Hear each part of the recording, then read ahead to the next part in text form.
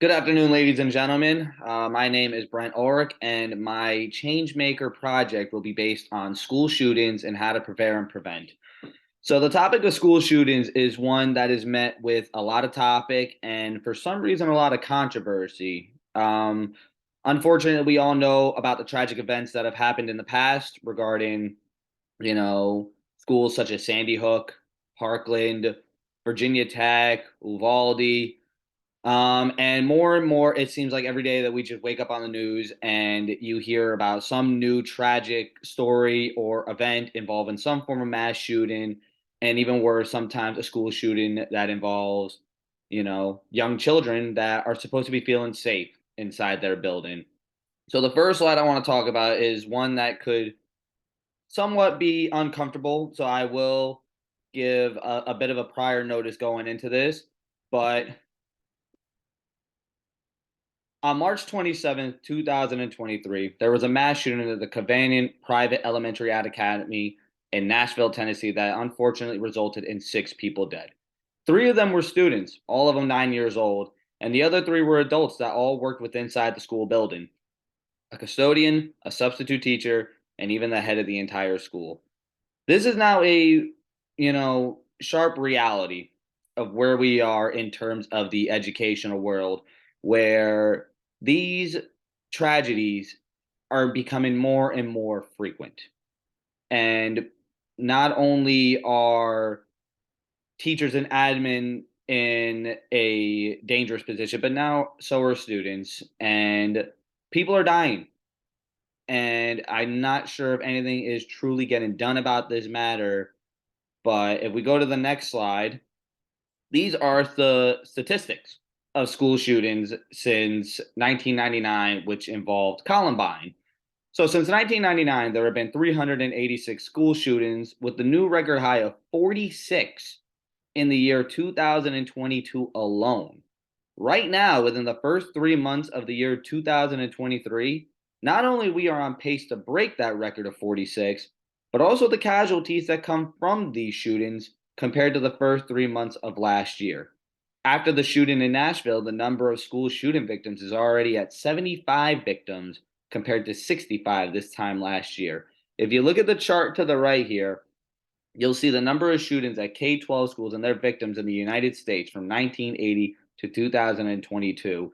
And from 1980, 1990, 2000, 2010, all the way to the 2020s, you can see the number of shootings and the number of victims have skyrocketed, um, compared to the past 4 decades. It's becoming more and more frequent. And as I said, we've had a new record high just last year, 46 in the year 22 alone. And it seems to only be getting higher and higher. So you can imagine, what is the reaction from teachers, admins, parents, students? And I'll tell you, the reaction is what you would expect it to be from just about anybody. A survey was handed out to educators, and 4 out of 10 said that compared to 5 years ago, they feel more at risk inside schools, while 6 out of 10 educators fear that risk due to the possibility of a school shooting, whether it be by an outsider or student itself. Parents also feel a sense of concern, and in a survey about their child's safety inside the school, the results reached the highest percentage since 2001 at 44%. This would be a 10% increase from the year 2019, when the last time this survey was distributed. Also, 1 out of 5 parents attending a K 12 school have also claimed that their children are expressing the same stress and concerns about attending school. So if you look over to the chart here, 1 out of 5, it's about 20%. So 19% of K 12 parents are extremely worried about a school shooting happening in their child's school, with 37 still being at somewhat, 13% being at very, and 20% being at extremely. Unfortunately, these are numbers that are way too high for the question that is being asked. We obviously want it to be in the not at all or not to column. And the fact that they almost outweigh those two-thirds aspects of the chart is very concerning. Now you're probably asking too, why are school shootings continuing to rise? Why is nothing being done? What are the causes about this? And according to this chart that was taken in 2019, there's a plethora of options. And as you can see in the total center of our circle, At the year 2019, there was 318 total school shootings. 3%, aka 10 of them were, other. They weren't, clearly fit into one category. 4% related to illegal activity. 5% would be a targeted victim. 7% would be domestic. 9% would be an unknown target or intent. We don't know what the motivation behind it was. 11% would be suicide or attempted suicide. This is one that I thought would be a lot higher. Excuse me. This is one that I thought would be a lot higher. And it was only 14% or 46 total school shootings would be school targeted. And you hear a lot on the case of, these students being former students or due to bullying. And even the one in Nashville, Tennessee, that was a former student who went to the building with an intent to target the school. So the fact that that was only 14% is kind of surprising to me. 16% were by an accidental discharge of a gun. You're probably wondering, well, why do they have a gun in the first place? That is unfortunately a conversation for another topic or subject, one that we don't have the time for. And 31% are due to a conflict fight, including gang related violence on school grounds.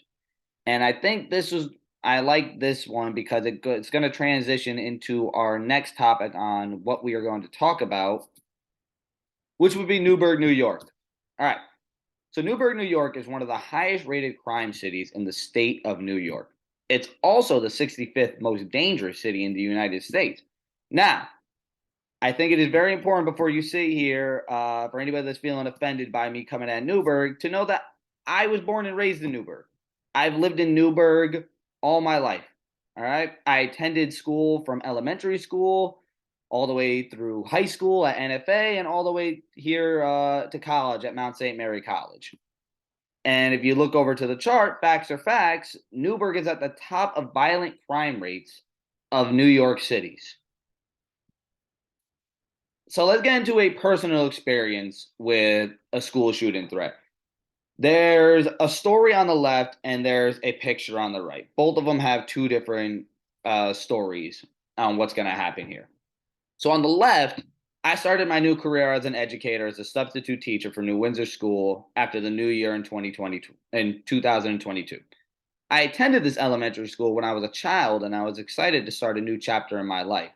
On April 26, 2022, I showed up to work in the morning and there was police surrounding the school and no one was in the parking lot. I ended up texting my aunt who worked for the high school and I asked if I missed some form of announcement, delay, anything because I was frankly confused on what was happening. And she told me that there was a potential school shooting threat ready to shoot up not only NFA, but Heritage and South Middle School. Either the night before or earlier in that morning, there was a racially charged threat and a picture of an assault rifle posted on social media with the phrase, I got something for your A star star. Now, thankfully, students and parents reported and spoke up about the threat and precautions were put into place. But if you don't think my mindset went from, oh, wow, like, this will never happen to me, this can't happen at my school, to, wow, I'm just very thankful that somebody spoke up and we were able to take care of the situation, you'd be mistaken. The thought that this could happen at any given moment is a scary reality. And as a new educator, I'd be foolish to not take it into consideration now that, especially in a town like Newburgh, it's always possible. So that was a nice, not a nice, that was a change of perspective on my end right there. Now to the right, late 2022, there was an NFA football game. Okay, it was a packed house. It was NFA versus Warwick. There were children, students, parents, faculty. Everybody was at this game. And shortly after 9:30 at night, there were gunshots that were fired. I believe 3 people were injured, but thankfully there were no casualties. But it could have been a lot worse considering the people that were there at the game that day. And, it's something to take into account when I brought up the stats within Newburgh and It's a scary picture that you can't even go to a football game without some form of, potential disaster weighing on your hands. So those are my two personal experiences within this topic of range. Let's get into the Newburgh district-wide safety plan. Now, overall, the Newburgh district-wide safety plan is relatively good. The safety plan already includes safety resources that include in-school security, cameras around the school, metal detectors, and a district-wide safety crisis/action plan that teachers need to strictly follow. It also includes training drills, which include dismissal drills, monthly lockdown, shelter and evacuation drills, and emergency response team exercises. It also includes early identification of hazardous and harmful behavior, and how to respond to acts or implied threats of violence. Lastly, it includes emergency response protocol and protective action options. So overall, there is a plan here in place with Newburgh, but I want to add to it. I think adding a couple minor details could really make, a big difference in, keeping our students and our faculty safe from a potential crisis. One of those things would be community involvement. One addition I'd like to add to the safety plan would be the addition of community involvement. I believe that adding a communication systems training drill with community responders as a way to address where and how parents will be informed in the case of emergency would be a major help. When it comes to keeping our students safe inside the building, it goes beyond just the building. Okay. And especially in a community like Newburgh, where it's a very close knit group, regardless of what people think, I think engaging with the community would be a better way to prevent these disasters from possibly happening. I also think that I would like to implement a school safety incident data report. This data report would allow or would be able to show trends of school behavior and violence from students and could be another way of involving parents and other members of the community. Keeping parents and community responders involved in what is going on, not only inside the school, but outside of the school, can make an effective difference.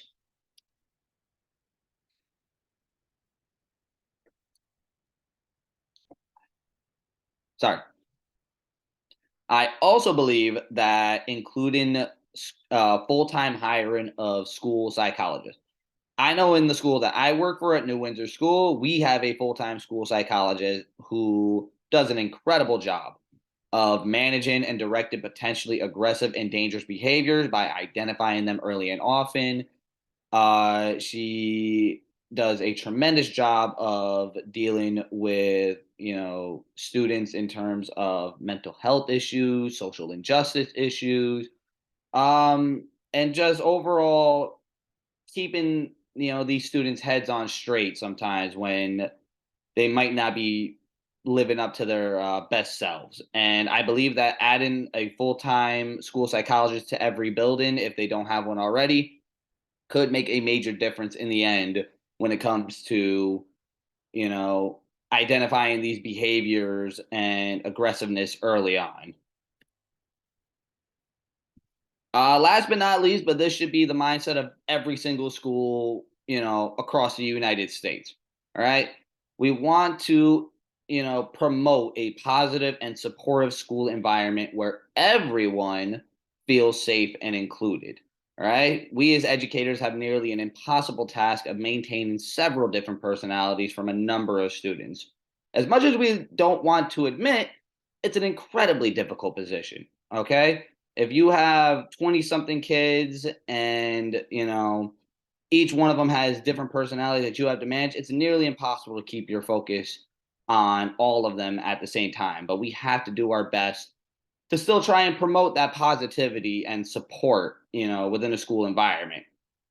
One thing I'd like to try and add to this supportive environment would be providing an anonymous tip box, whether it be inside the school office or by a designed app that could be a great way for students to speak up on situations that they may be uncomfortable talking about with an adult or a school psychologist. If they don't want their name being, thrown around for whatever purpose, I think this could be a great way for behaviors and, possible, scenarios to be brought up earlier into life.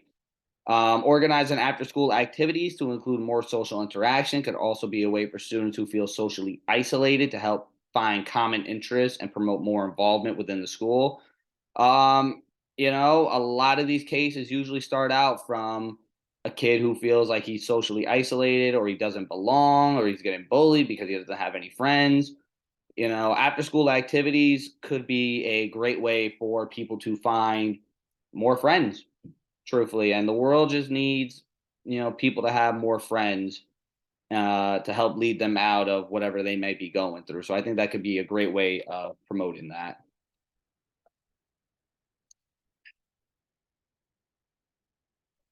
Now, let's get into some budget changes. I'm not going to go too much on here. I don't think there's much really to go crazy on. Um, but the Newburgh school budget uses 7% of its funding to go towards instructional materials, supplies, equipment, and contract services. Safety equipment such as cameras and metal detectors fall under this category. I recommend raising this budget from 7% to 10% to increase safety measures and include more training for teachers that they do not need to pay out of their own pocket, such as a school safety summit. Now, including a school safety summit would be the pinnacle of our plan because this 2-day event includes a plethora of training from a team of multidisciplinary presenters that will help create and implement an emergency crisis plan for our district.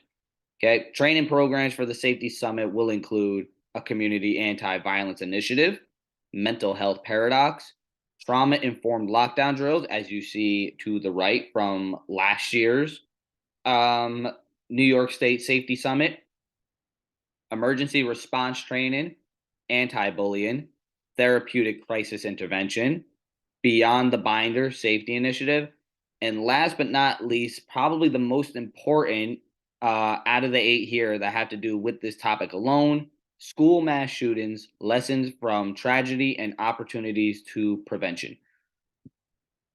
I believe that, you know, giving teachers the opportunity to go to these summits without having them to pay out of their own pocket could be a great deal in terms of how we can prepare ourselves better in case of a situation like this does happen, no matter how much we want to try and prevent it.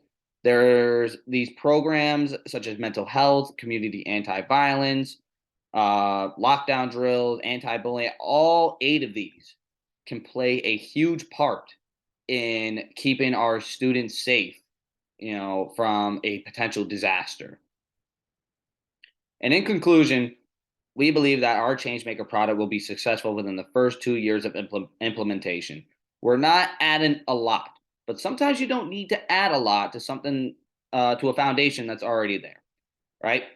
I believe that the Newburgh district wide plan has a lot of great factors. We're just adding a little bit more and increasing our budget just a wee bit more to include more safety resources, more training, uh, and just an overall better sense of security, after school programs, anonymous tip boxes, more jobs for psychologists within the building. So we believe 2 years of implementation could be a great timeline for this to succeed.